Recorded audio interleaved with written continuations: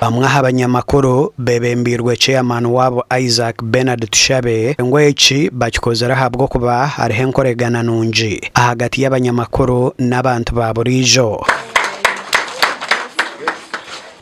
Kwemurikira ikiro cy'abanyamakuru cy'ensiyoneri izoba turi kuhereza abakazi abinenda kandi hamwe n'abazira ubushagiki nkakabonero ko kubahiga ngo bagume bije bazare mu marwari hamwe n'abakazi abinenda n'abaruko bazire ahizo baritu nk'abanyamakuru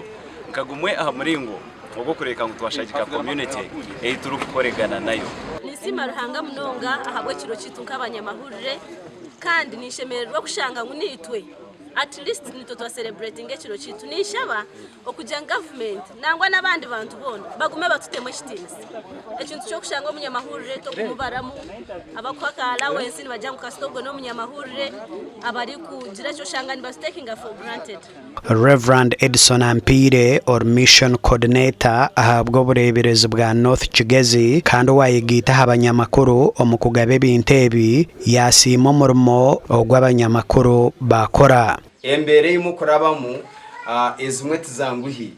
numusiba kwe muterwe njura mugira mujumwa sonya nangumba sime okupasiviaringa no kurabo mu mbereze zigumire kandi okurenga mutusiyaho amahurirago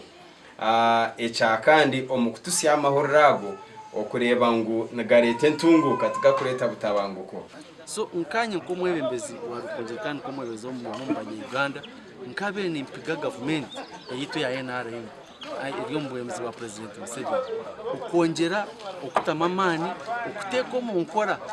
ebiragiro biroho ebirikurinda abanyamahurire amateka garoho gakurinda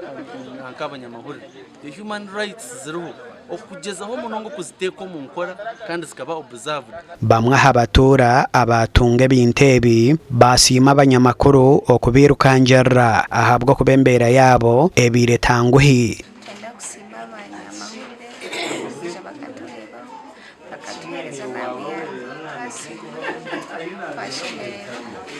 mwaraba cyara bitu bashemererwa ni 20 buzo ikiresire mwacuzingirwa rugitu nkakebisone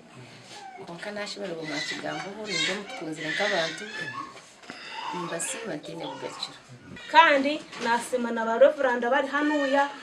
n'abandi bantu bona abemiringo etarashwana izoba ryanyencha kare abanyamakuru aba omurukungiri nibije kutongoza h'ikigombe cyabo omubutongore kandi we commissioner wa Uganda Human Rights Crispin Kaheru yahamye ngo abanyamakuru baganiraho nabo ahabiro kubateganisa omukushaka amakuru gabo kandi nk'ekitongore ekiro kurwanira ubwabe bw'abantu nibija kuratereza enshongeji barebe okubarabihezeho kino ekiro ekyobugabe bw'abanyamahure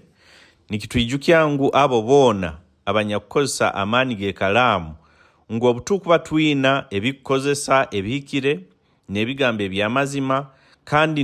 nitukolera hamu twija kuba twina buli kimu ekikwetaagisa okurwanisa ebikumaraho ebyo obuhangwa byaitu ebitwehingulirize tugambe nka ebibira ebitogo enyanja ensozi n'ebindi Gasha kwa Dan Basibye.